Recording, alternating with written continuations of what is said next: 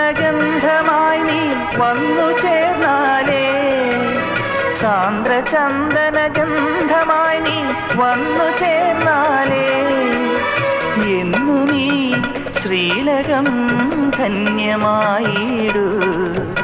ശ്യാമയാമിനിയിൽ നീ സാമചന്ദ്രികയാ, താമരപ്പൂവിൽ വാഴും ദേവിയല്ലോ നീ, പൂനിലാക്കടലിൽ പൂക്കും പുണ്യമല്ലോ നീ.